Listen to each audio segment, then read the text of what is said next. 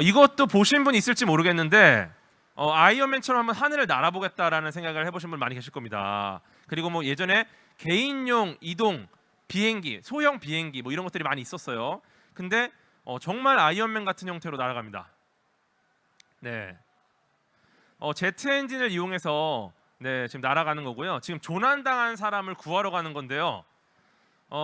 아마 그냥 여러 가지 장비나 차량으로 갔을 때는 이 정도의 속도로 조난당한 사람을 찾으러 가지 못할 텐데, 이 개인용 이동 수단을 이용해서 가고 있습니다. 제트 엔진 기반이고, 등유를 연료로 해서 굉장히 고압의 가스를 아래쪽으로 내려 보내면서 그 힘으로 떠올랐죠. 딱 지금 90초가 걸렸다고 합니다. 90초 만에 도착해서, 사실 저걸 타고서 같이 돌아가면 좋은데 1인승이에요. 그래서 만나서 이렇게 약간 담화를 나누고 다시 돌아오는 거죠.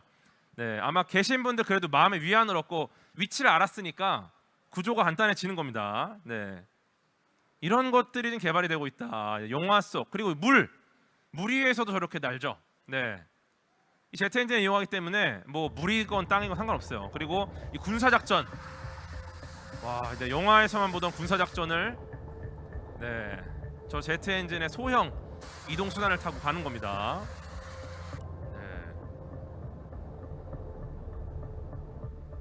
이게 뭐 합성이나 이런 게 아니라 실제로 그래비티 인더스트리라는 회사에서 현재 이것을 만들어서 상용화를 시켰고요. 뭐 약간 놀이기구 느낌으로 회사에서도 타볼 수 있는 경험을 제공하는 것도 있고, 그리고 이제 원하는 기업이나 단체에서 맞춤형으로 제작을 할 수 있는 걸로 제가 알고 있거든요. 이런 것들이 이제 굉장히 새롭게 다가오고 있다. 지난 10월 21일에 성공한 누리호 보셨어요? 방금 제가 보여드린 제트 엔진하고 동일한 연료를 씁니다. 원리는 똑같아요. 등유라는 연료를 써서 굉장히 강한 고출력 엔진으로 지구 중력을 벗어나는 거죠. 엄청난 일인데 이제 우리나라는 무려 1톤 이상의 1톤급의 위성을 우주로 올릴 수 있는 발사체 기술을 세계에서 7번째로 갖게 됐습니다. 엄청난 일입니다. 이런 것들이 계속 변화가 이루어지고 있고, 저 영상 한번 보시겠습니다. 버진 갤럭틱이라는 우주 스타트업인데요. 이제 스타트업을 좀 넘어섰죠. 세계 최초로 우주 관광을 상용화시켰어요. 이 버진 그룹 회장인 리처드 브랜슨이 직접 첫 비행에 탑승을 했고요. 지상에서 발사하는 것보다 좀 효율을 높이기 위해서 비행기를 타고 날아가다가 상공에서 발사를 합니다.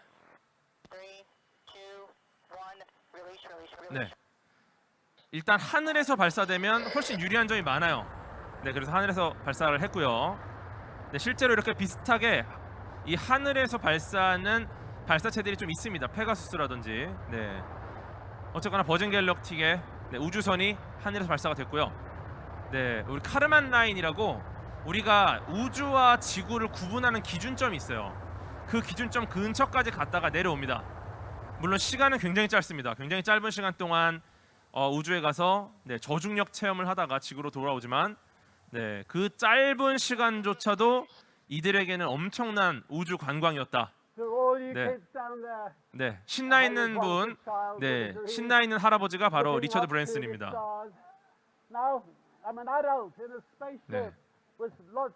정말 즐겁죠?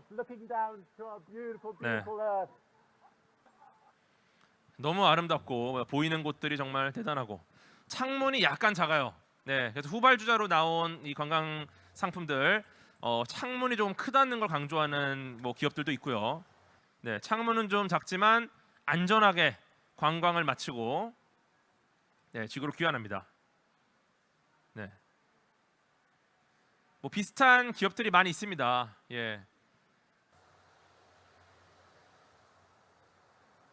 멋지게 들어오죠. 로고가 굉장히 크게 박혀 있고, 이렇게 해서 안전하게 지구로 귀환하게 됩니다.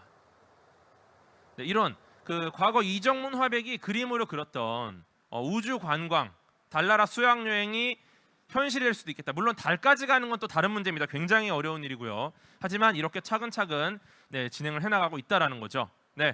이건 또 유명한 스페이스 X라는 회사의 펠컨 헤비입니다. 펠컨 헤비. 네, 펠콘 9 발사체 세 대를 묶었고요. 이 세 대를 묶어서 굉장히 큰 힘을 냅니다. 네, 그래서 펠콘 9 세 대를 묶은 펠콘 헤비가 네, 발사를 준비하고 있는 모습이고요. 사실 이 기술력 자체가 기업에서 이 정도로 빠르게 기술력을 성장시킬 수 있을까 굉장히 많은 곳에서 고민을 했었는데 그걸 해냈죠. 지금 스페이스X의 우주 기술의 성장 속도가 지금까지 개발해왔던 어떤 나라, 어떤 기관보다도 훨씬 빠릅니다. 이제 스페이스X의 기술력은 뭐 나사나 이런 곳에서도 이 속도를 따라갈 수가 없을 정도로 빨라졌고요. 물론 나사가 많은 도움을 주기도 했고요. 네, 우리나라도 굉장한 뭐 경쟁자이다, 뭐 동업자로 생각하면서 많은 기술들을 또 많이 보고 있습니다. 네, 안전하게 지금 발사가 되고, 네, 코어 발사체와 두 개 이제 서브 발사체가 분리가 됐죠.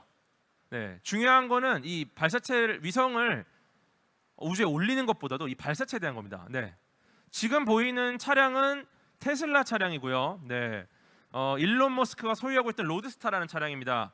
로드스타 차량을 우주로 올려서 우주에서 테슬라 자동차가 이제 운전을 하고 있는 거죠. 네, 물론 마네킹이 탑승하고 있고요. 네, 이제 발사체가 지구로 귀환을 하는데 보통 가장 많은 비용이 드는 부분이 바로 이 1단 발사체입니다.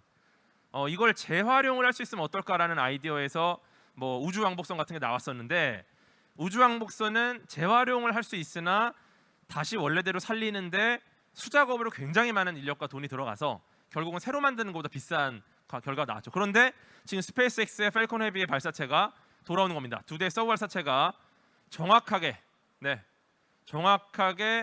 발사장에 기립을 하는 거죠. 이건 엄청난 일입니다. 우주에 갔던 미사일이 지구로 돌아와서 지상에 사뿐히 착륙하는 모습. 우리가 책상 위에 연필을 던져도 세로로 세우기 쉽지 않지 않습니까? 근데 우주까지 던졌던 연필이 지구에 와서 바로 서는 모습을 보신 거예요. 네, 엄청나죠. 물론 코어 발사체는 이때 연료가 좀 부족해서 제대로 착륙을 못했어요. 근데 두 개가 너무 깔끔하게 착륙을 한 거죠. 이게 어쩌면 굉장한 혁명이었고, 사실 이 앨런 머스크의 이 발사체 회수 목표가 10번 재활용입니다. 기업가로서 생각했을 때 10번을 재활용하면 수리타산에 맞겠다라고 판단했죠. 그런데 최근 10번 재활용에 성공을 했고요. 이미 과연 몇 번까지 재활용할 수 있을까를 지금 보고 있어요. 네, 엄청난 일들이 벌어지고 있는 거고, 이를 통해서 우주 여행, 우주 산업의 비용이 훨씬 싸질 수 있다는 거죠. 네, 이렇게 많은 기술들이 발전해 왔고 과거에 예측했던 모든 것들이 이루어졌는데 중요한 건 기후 문제는 아직도 해결이 되지 않았다는 겁니다. 네, 뭐 보이시는 홍수, 태풍, 뭐 산불, 건조한 기후 때문에 생기는 산불, 뭐 사막화, 뭐 빙하가 녹는다든지 이런 것들, 우리 기술이 굉장히 발전했음에도 해결이 아직 되지 않았어요. 그래서 보시면은 점점 온도가 밖에 빨간색이 될수록 온도가 올라가고 있는 거고요. 네, 시간이 지날수록 점점 뜨거워지고 있는 모습을 볼 수 있습니다. 네, 지금 우리나라의 기온이 어떤 식으로 변해가고 있는가에 대한 대략적인 모습을 보여드리고 있는 거고요. 네, 초반하고 많이 양상이 바뀌었죠. 전 지구가 약간 컬러풀해졌습니다. 네, 이렇게 돼가고 있는 거죠. 네, 보시면은 이 극지방의 빙하도 크기가 현저히 차이가 나요. 네, 이런 상황이에요 지금. 네, 그래서 이게 되게 재밌죠. 이게 이 태평양에 있는 섬나라입니다. 투발루라는 섬나라인데 이게 점점 가라앉고 있어요. 네, 이 말은 해수면이 향상하고 있기 때문에. 그래서 오른쪽에 보이는 분이 투발루의 외교장관이신데 유엔 총회 때 물속에서 이렇게 화상으로 참여를 합니다. 네, 솔직히 이 정도는 아닌데 약간 퍼포먼스 느낌이 좀 있고요. 네, 그런데도 불구하고 우리 섬이 이렇게 가라앉고 있다. 우리가 기후 문제를 심각하게 고민하지 않으면 결국은 나도 정말 이렇게 총회에 참석할 때 물속에서 할 수도 있다라는 걸 보여준 거죠. 이 당시 이 모습이 전 세계에 굉장히 많은 임팩트를 줬고요. 이것 때문에 기후 문제를 좀 더 심각하게 볼 수 있는 기회가 됐던 거죠. 보시면 파란 선이 CO2 이산화탄소의 농도 변화입니다. 그리고 이 지구의 온도 변화인데요. 과거에 1920년도쯤을 보시면은 CO2의 농도는 올라가고 있으나 오히려 농도와 달리 온도는 내려가고 있는 모습이 보입니다. 이것 때문에 과거의 과학자들이 CO2의 농도와 뭐 기후 변화는 크게 관련이 없다라는 말씀을 많이 하셨어요. 그런데 지금 전체적인 훨씬 더 큰 주기의 양상을 봤더니 이제는 이 CO2의 농도와 온도 변화는 상관관계가 있다라는 게 밝혀진 거죠. 근데 과거에 CO2의 농도와 온도 변화에 대한 상관관계가 없다라는 주장을 했던 과학자들도 지금 과거에 썼던 논문을 철회하고 있는 상황입니다. 그래서 더 이상 내 논문을 언급하지 말아달라고 이야기를 하고 있고, 사실 이산화탄소 농도와 온도 변화에 대한 건 과학자들 대부분이 공감하고 있는 거의 공통의 방향성이라고 보시면 될 것 같아요. 네, 그래서 이러한 문제, CO2 농도가 그만큼 우리 온도, 지구 온도 변화, 환경 변화, 기후 변화에 영향을 주는데 과연 그럼 이 이산화탄소 농도에는 어떤 것들이 영향을 주느냐? 보시면 산업, 뭐 전기나 열, 농업, 산림, 뭐 축산 쪽이 있고요. 그다음 교통, 다양한 것들이 있습니다. 네, 이 중에서 산업과 전기, 열에 대한 이야기를 좀 먼저 드려보도록 할게요. 네. 최근에 각광받고 있는 것들이 신재생 에너지들이 있습니다. 네, 이런 것들이 중요한 거는 이산화탄소 배출이 뭐 현저히 적거나 이산화탄소 배출을 줄이는데 도움이 된다라는 거죠. 네, 물을 이용하는 발전, 뭐 태양광, 풍력, 그리고 뭐 이 전기를 보내고 주고 받는데 얼마나 효율을 좋게 만드느냐도 큰 도움이 될 것으로 알고 있고요. 네, 그래서 이제 스마트 그리드라는 것도 굉장히 많은 관심을 받고 있습니다. 이건 뭐냐면 저희가 이제 에너지를 생산하는 쪽이 있습니다. 그다음 운반하는 쪽이 있고 소비하는 쪽이 있겠죠. 이 생산과 운반, 소비 이 전 과정을 어떻게 보면 IT 기술과 접목을 한 겁니다. 그래서 가장 효율적으로 버려지는 에너지가 없도록 잘 조율을 해서 아주 합리적으로 에너지를 쓰겠다는 거죠. 네, 이런 것들도 굉장히 큰 도움이 된다. 그리고 페로브스카이트, 태양광 에너지의 효율이 지금 굉장히 낮거든요. 그 상황에서 페로브스카이트라는 소재를 이용해서 태양광 에너지 효율을 높이겠다. 그리고 기존의 핵분열 에너지가 아니라 핵융합 에너지를 써보자. 훨씬 더 효율이 좋고 환경에도 친화적인 걸 써보자. 라는 이런 아이디어들이 계속해서 나오고 있고요. 이런 걸 통해서 우리가 이 기후 문제, 이산화탄소 농도 문제를 해결할 수 있지 않을까 보고 있습니다. 이제 제가 지금 설명드리지 못한 나머지 두 부분에 대해서는 저희 안될과학의 양님께서 이어서 설명해 주시겠습니다. 네, 안녕하세요. 안될과학 약입니다. 저희 기후 위기를 해결하는 데 있어서 여러 가지 말씀 주셨는데 이제 좀 교통 그리고 축산 이런 쪽에 되게 놀라운 기술들이 많거든요. 그런 것들에 대해서 좀 이야기를 한번 해볼까 해요. 지금 요즘 난리죠. 뉴스에 뭐가 없다? 요소수가 없다. 참 암모니아 용액, 유레아 용액 해가지고 이 어떻게 보면 노폐물, 우리 인류가 배출하는 그런 노폐물인 줄 알았던 그 요소수가 없어서 난리인데 이거가 이렇게 필요한 이유도 결국 지금 이 기후 변화 때문이죠. 예. 경유차에 원래 옛날에는 뭐 디젤 게이트나 이런 거로 해서 배출되던 질소 산화물 이런 것들이 있었는데 이걸 저감시키기 위해서 필터, DPF라는 필터를 달고 그 다음에 SCR이라 해서 이 촉매를 활용해서 이런 어떤 질소 산화물들을 물이나 질소로 바꿔주는 거기에 이제 요소수가 많이 쓰이죠. 그래서 이게 없어가지고 지금 난리인 건데 이런 경유차 이런 걸 도입한 기술들이 어떻게 보면 지금 쓰이고 있고 이제는 전기차, 옛날에는 전기차가 뭐 한 번 충전하면 80km만 가던 시절이 있었습니다. 어떻게 보면은 동네에서 그냥 진짜 마실 가던 수준 그 정도였는데 이제는 뭐 400, 500 뭐 이렇게도 나오지 않습니까? 이 전기차 배터리 기술 그리고 이걸 효율적으로 쓰는 기술 혹은 뭐 브레이크를 잡거나 내리막길을 갈 때 이걸 다시 거기서 나오는 에너지를 다시 충전해주는 그런 회생제동 기술 이런 기술들이 많이 발전하면서 주행거리가 이렇게 늘어나게 된 것이죠. 그래서 뭐 이런 전기차 작은 소형차뿐만 아니라 이런 것들이 자꾸 발전하다 보니 해외에서는 뭐 버스가 이렇게 충전을 하기도 하고 트램이 이런 식으로 충전을 하기도 하고 다양한 방식으로 우리 운송수단이 변화한다는 것을 느낄 수가 있습니다. 그런데 뭐 테슬라 전기차가 발전되면서 이런 트럭도 이제 나오기 시작하는데 사실 트럭에는 전기를 잘 쓸 수 있을까요? 네, 뭐 다양한 의견들이 있지만 지금 당장은 사실 이 트럭의 그 어떤 용도를 생각하면은 일반 승용 차량은 다르게 전기 에너지가 적합하지 않을 수단도 있다는 의견이 많이 나오고 있죠. 트럭은 주로 이 물건들을 운반하는 차다 보니까 굉장히 장거리를 이동해야 하고 그리고 이 운전하는 분이 경제적 활동을 하고 있을 확률이 매우 높죠. 일반 승용차와 다르게. 그래서 이 사용하는 시간 자체가 어떻게 보면 돈으로 바로 환산될 수가 있다. 그렇기 때문에 충전 시간이라든가 이런 것들이 많이 일반 승용차와는 차이가 있죠. 근데 이 전기로 하면은 이 전기 배터리의 무게가 너무 많다 보니까 적재 용량 면에서 이게 멀리 가야 되잖아요. 그리고 한 번 충전하면 오래 써야 되잖아요. 그러다 보니 이 짐은 저 정도 태우고 배터리만 이렇게 태울 수 있는 이런 아주 좀 어떻게 보면 역설에 갇힐 수가 있는 거죠. 그래서 등장하는 에너지가 보다 일반 승용차와는 다르게 이런 큰 차량, 물건을 움직일 수 있는 차량은 수소 에너지를 활용하면 어떨까라는 이야기가 나오고 있죠. 물론 이게 개념적으로 보면은 수소 에너지도 결국에는 수소 전기차입니다. 에너지의 저장 형태를 수소로 하는 것일 뿐 이 수소를 다시 전기 에너지로 바꿔가지고 사용하죠. 그 과정에서 어떻게 보면은 효율이 그냥 전기차에 비해서는 떨어질 수도 있지 않냐, 이런 굉장히 시대의 어떤 뭐랄까요, 챌린지가 있었죠.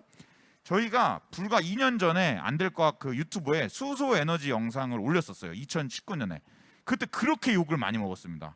무슨 수소냐, 이거 말도 안 되는 효율이 떨어지는 에너지 아니냐, 뭐 어디 너네 그 돈 받고 혹은 정부에 팔려서 수소 에너지를 재창하고 있는 것이 아니냐라는 그 악플에 굉장히 시달렸었습니다. 하지만 요새는 그 영상이 교육 자료로 쓰이고 있어요. 그러니까 이 시대의 변화, 기술의 변화, 그리고 사람들의 어떤 인식의 변화가 불과 2년 만에 이렇게 바뀌었다는 것을 되게 몸소 느끼고 있습니다.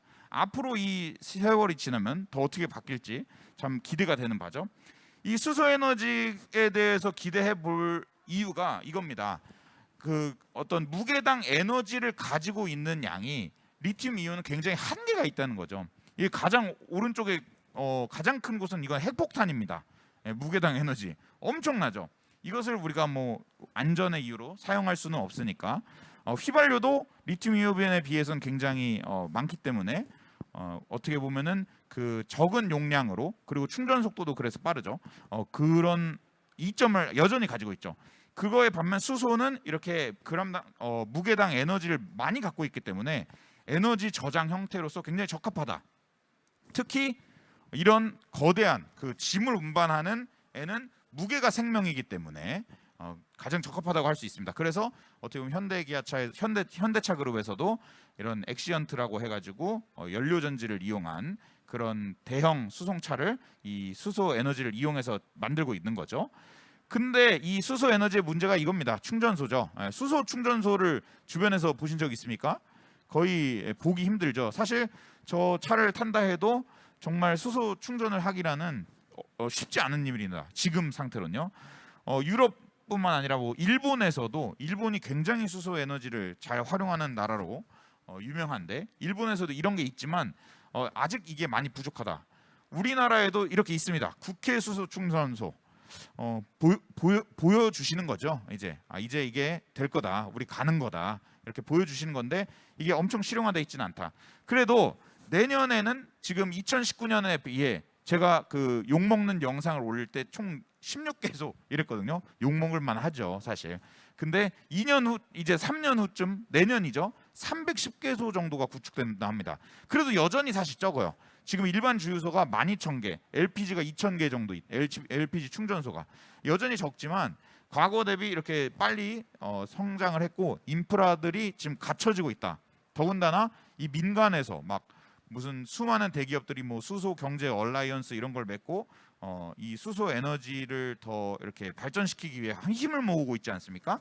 그래서 이 수소 에너지는 좀 더 대세가 될 수도 있다.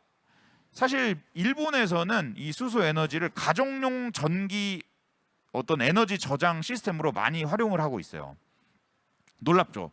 과거에 수소에 하면 수소폭탄 생각나고 안전성 문제 있는 거 아니냐 이렇게 생각을 했는데, 일본에서는 워낙 그 에너지에 대한 사람들의 요구가, 그리고 욕구가 많습니다. 이유는 뭐 지진이나 이런 게 많이 날 때 전기 공급이 수월하지 않을 수도 있고 하기 때문에 평소에 집안에다가 에너지를 갖고 있어야 되는 거죠. 이걸 저장하기에 굉장히 적합한 형태가 수소다. 왜냐? 일단 안전하고 안정적인 시스템을 갖출 수가 있고, 그리고 아까 말씀드렸다시피 무게당 가질 수 있는 그 에너지의 양이 많기 때문에 어떻게 보면 수소 일본에서는 부모님 댁에 수소 에너지 저장 장치 하나 놔드려야겠어요. 뭐 이런 이야기까지 할 수 있는 상태가 되는 것이죠. 그리고 이 영국의 리즈시 같은 경우는 이제 지금 원래 사용하던 그 천연가스 관을 이용해서 2030년까지 100% 수소 에너지로 도시의 그 난방 시스템을 구축하겠다라는 로드맵을 발표했어요. 물론 이것을 이룰 수 있을지 아닐지는 지켜봐야 알겠지만 그런 어떤 큰 그림을 그리고 있다. 예. 그런 면에서 어떻게 이게 될지 안 될지 지켜보는 것도 참 재밌겠지만 우리가 이 수소 에너지를 어떻게 바라볼 것인가에 대해서 한번 생각해 볼 필요가 있다고 생각합니다. 네덜란드도 마찬가지 뭐 하이스톡 프로젝트라 해서 세계 각국에서 그러니까 수소 에너지에 대해서 좀 진심인 편이에요. 예. 그래서 이게 뭐 단기간에 갑자기 이야기가 나오는 그런 것이라기보다는 이쪽에 어떻게 변하는지에 대해서 우리가 지켜볼 필요가 있다라는 말씀을 드리고 싶습니다. 중국은 또 기술하면 안 빠지죠. 상해에서도 이 상해를 중심으로 점점 이 수소 클러스터를 계속 확장시킬 계획을 가지고 있다고 합니다. 자, 그리고 이 수소 에너지에 대해서는 뭐 여전히 논란이 좀 있죠. 그 수소의 원천 소스를 만드는 과정에서 수소를 얻는 과정에서 그 과정 자체가 굉장히 엄청나게 친환경적이지는 않다라는 논란이 있습니다. 그래서 이 수소의 기본 원리에 기반해서 이 물을 전기분해한다던가 광촉매나 이런 건 개발한다던가 해서 그 수소를 얻는 과정 자체도 친환경적이게 하는 연구들이 많이 이루어지고 있습니다. 그래서 이런 기술들은 앞으로 좀 주목해야 되는 것이 아닌가라는 생각을 하고요. 자, 이 여태까지 이제 운반 수단에서 이 자동차만 말씀을 드렸다면 주로 전기와 그리고 수소 이야기를 많이 말씀을 드렸습니다. 근데 선박 같은 경우는 또 완전히 게임이 달라지죠. 예. 여기서도 어떤 전기를 활용하기란 쉽지가 않다. 예. 지금 우리가 승용차에서 사용하는 그 휘발유 경유와 다르게 선박에서도 뭐 벙커 CU, 뭐 중유 이런 것들을 사용하고 있지 않습니까? 이 운송 수단의 특징 때문에 그런 것인데 이 선박에서도 이제는 그 IMO 2030, 뭐 IMO 2050 협약을 통해서 이제 여기서 배출하는 그 온실가스를 줄이기 위해서 지금 당장은 필터 같은 거, 스크러버라고 하는 필터 같은 걸 달아서 황 함량을 낮추고 있지만 이제는 LNG선, 예, 여기 지금 이미 만들어지고 있죠. 그 다음에 더 먼 미래에는 암모니아를 에너지원으로 활용하는 그런 어떤 이런 배를 선박을 기술을 개발하고 있고 아마 2050년에는 그렇게 되지 않을까 많은 전문가들이 바라보고 있습니다. 이 선박 특성상 수소나 전기보다는 암모니아가 훨씬 더 유망한 그 원료라고 볼 수 있겠죠.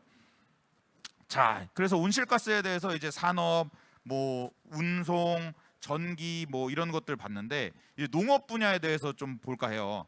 온실가스 배출에서 농업에서 은근히 뭐가 문제냐면 소들이 문제예요. 많이 들으셨죠? 소의 뭐가 문제다? 네, 뱅구나 트름 이런 것들이 온실가스가 엄청난 온실가스인 거예요. 여기서 농업에서 보면 소, 물소, 돼지, 닭은 별로 크지가 않죠.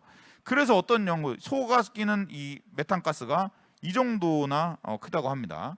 그래서 이 소고기 1kg을 만드는데 필요한 그 어떤 탄소 배출량이 나오는 탄소 배출량이 곡물 25kg, 깨끗한 물 뭐 1,500리터 정도, 15,000이죠. 15,000리터 정도나 된다고 합니다.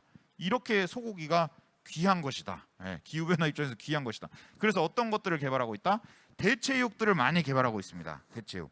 그러니까 뭐 우리가 이런 기후변화, 탄소 중립 이런 기술들을 이야기할 때 주로 어떤 운송수단에 대해서 이야기를 많이 하는데 사실 이런 음식거리에서도 탄소 중립은 우리가 실행하고 있다고 보시면 될 것 같습니다. 대체육 기술 간단히 말씀을 드리면 이렇게 생겼어요. 되게 맛있게 생겼죠. 노릇노릇하고. 저도 먹어봤는데 약간 차이는 있습니다만 저는 이게 조금만 더 발전하면 계속 먹을 생각이에요. 네, 되게 물론 이제 또 중간중간에 고기를 먹어야겠죠. 또 고기가 주는 그 매력은 대체할 수가 없습니다만 아무튼 이런 노력들을 인류가 하고 있다. 그래서 이거 어떻게 만드냐 보니까 그게 궁금하잖아요. 콩이랑 감자랑 뭐 비트 그리고 코코넛 오일 이런 걸 잘 섞어서 만들었다. 이런 식으로 공시를 하더라고요. 이게 또 영업 비밀이기 때문에 뭐 모든 걸 이야기할 수는 없지만 여기서 좀 잘 섞으면 되나 봐요. 다른 회사입니다. 또 임팔서블 푸드라고. 뭐 이런 회사들 막 빌 게이츠 이런 분들이 막 투자하고 그랬는데 여기도 되게 그럴싸하죠. 여기서 만드는 레시피가 어떻게 보니 콩, 뭐 코코넛 오일, 감자, 옥수수 그리고 특별한 무언가를 섞는다고 해서 좀 봐보니까 그 우리 피에서 산소를 운반하는 적혈구 있지 않습니까? 그 적혈구에서 산소를 운반하는 애는 헤모글로빈이라고 하죠. 근데 이 헤모글로빈 안에 햄이라는 물질이 있어요. 근데 이 햄이라고 하는 물질이 그 우리가 먹는 그 고기의 그 어떤 감칠맛을 만들어낸다고 해요. 그래서 아까 말씀드린 이 수많은 것들을 섞어도 안 나오는 그 고기의 어떤 그 무언가 마지막을 이 헤모글로빈에 있는 이것이 만들다고 합니다. 그래서 이걸 어떻게 만들까 보니 우리의 뭐 피를 뽑아서 이렇게 만들 수는 없잖아요. 그 어떻게 그걸 생산하고 있어요? 알고 보니까 얘가 그 콩과 식물, 콩 같은 애 식물에 이걸 만드는 애가 있는 거예요. 뭐 레게모글로빈이라고 하는 애한테 햄이 만들어진다는 걸 발견했어요. 그래서 이거를 효모에 넣고 발효를 해가지고 힘을 만들어내는 거예요. 콩과 식물에 있는 걸. 그러니까 탄소 중립을 위해서 어떤 유전공학도 지금 쓰이고 있는 것이죠. 이렇게 만든 대체육 굉장히 저도 먹어봤는데 굉장히 맛있습니다. 예, 구우면 맛있고 근데 좀 식으면 일반 고기에 비해서는 확실히 좀 맛이 떨어지더라고요. 이렇게 따뜻할 때 먹으면 되게 비슷한데 예, 이런 기술들이 탄소 중립을 위해 쓰이고 있다. 그리고 말고 이런 것도 있습니다. 모사비트. 이분이 한국말 아시나 아무튼 모사비트 이 고기를 모사하는 것인데 이건 어떤 개념이냐? 아까는 막 이렇게 콩 뭐 이렇게 코코넛 오일 이런 걸 섞어서 만든 거잖아요. 근데 이건 뭐냐? 말 그대로 실제 그 고기의 어떤 세포들을 실험실에서 배양을 한 겁니다. 아까는 정말 어떻게 보면 이렇게 미믹 그러니까 착각되게 이렇게 만든 그 유사 제품이라면 이건 진짜 그냥 고기예요. 근데 그걸 어떻게 만들었다? 소가 아니라 실험실에서 만든 것이죠. 이렇게 만드는 거예요. 예. 우리가 먹는 고기를 이렇게 만들다 하면은 이걸 보는 순간 좀 맛없겠다 할 수도 있겠지만 실제 소가 아닌 이 어떤 세포들을 모아가지고 이렇게 하는 거죠. 여기도 유전공학이 쓰이는데, 세포공학이 쓰이는데, 고기의 그 맛을 내는 그 맛있는 그 근육 부위들을 골라가지고 그 세포들을 잘 이렇게 추출하고 치환을 해가지고 걔를 이제 실험실에서 키우는 겁니다. 그래서 걔를 만드는 거는 어렵지가 않다고요. 근데 우리가 먹는 고기처럼 이렇게 다 그 모양 있잖아요. 스테이크의 그 엄청난 모양, 맛있는 모양. 그 모양을 만들기가 힘들다고 합니다. 이게 딱 달라붙어 있어야 되는데 그래서 그런 것들이 아직 연구가 많이 필요하고 이런 걸 상용화하기 위해서는 경제적인 그 가격도 많이 낮춰야 되기 때문에 그런 부분이 많이 연구가 되고 있다고 합니다. 그것뿐만 아니라 심지어 이런 연구도 있어요. 소가 방구를 끼는데 거기에 메탄가스가 없는 방구를 끼는 소를 유전공학으로 만들어내는 거예요.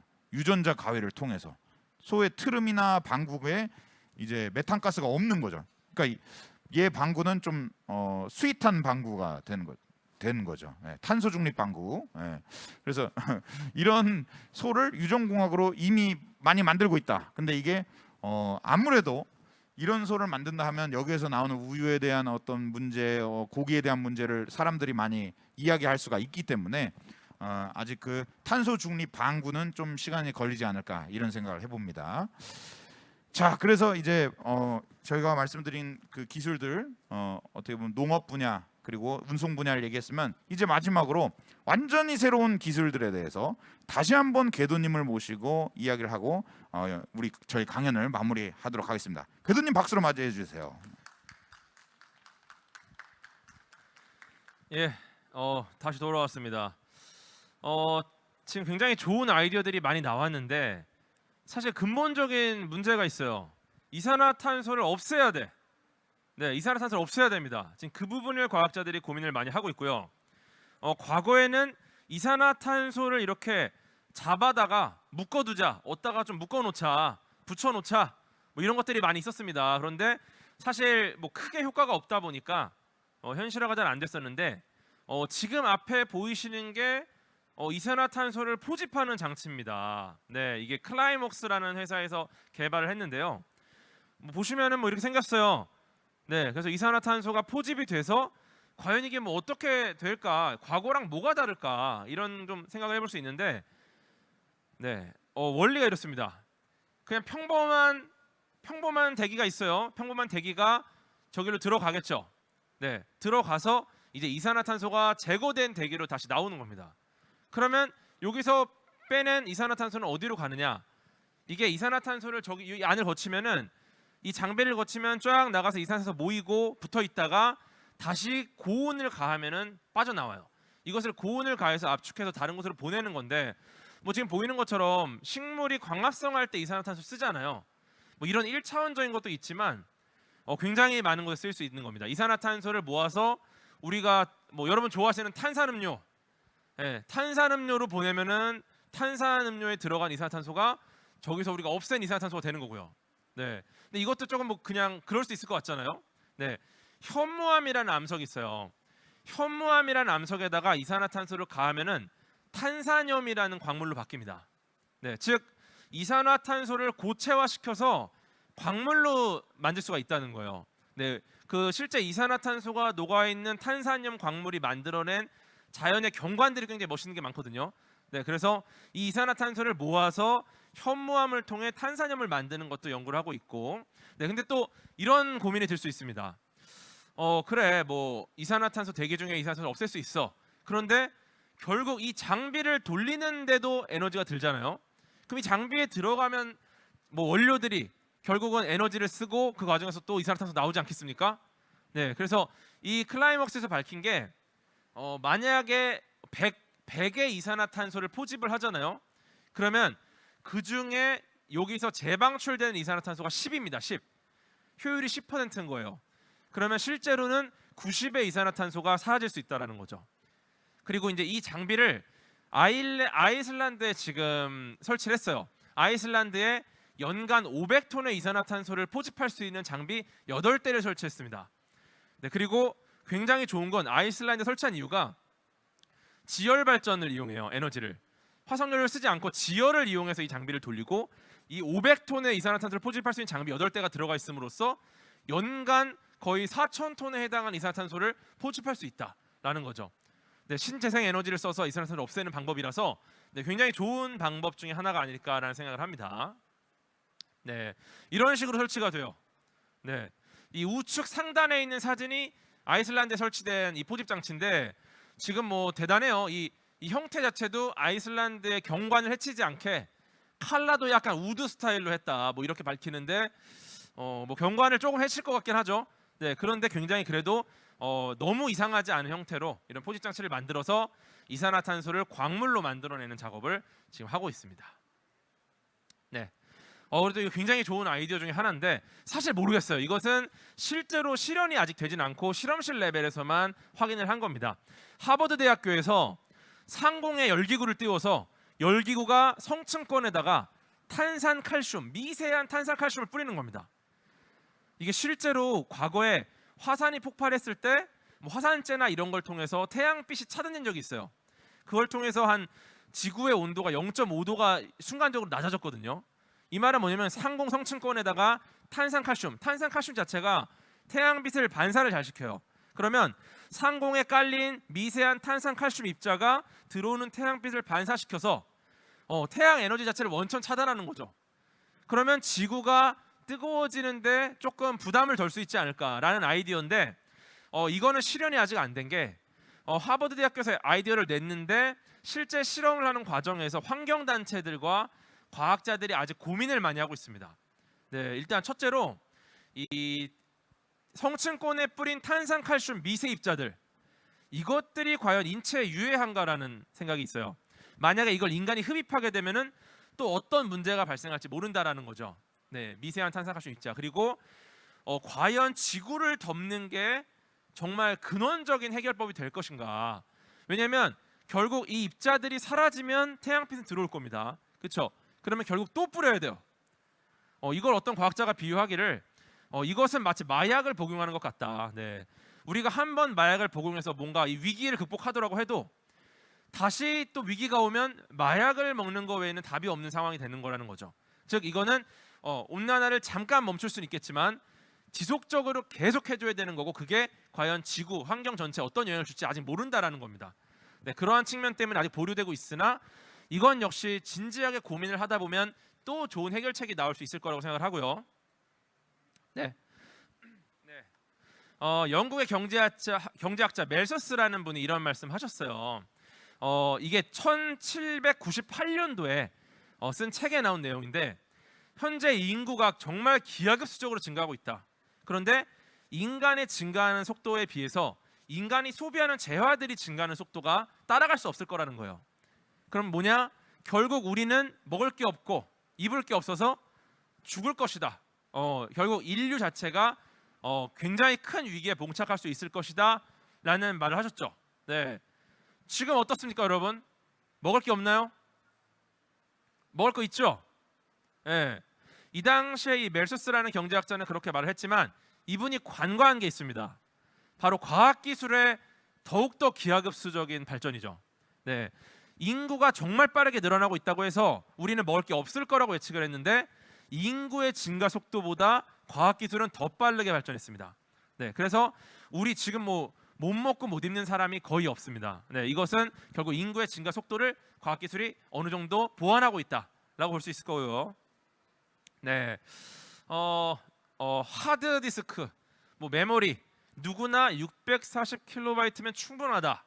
네, 라고 빌 게이츠가 말한 걸로 알려져 있는데 사실 여러분 댁에 하드디스크 용량 어떻습니까?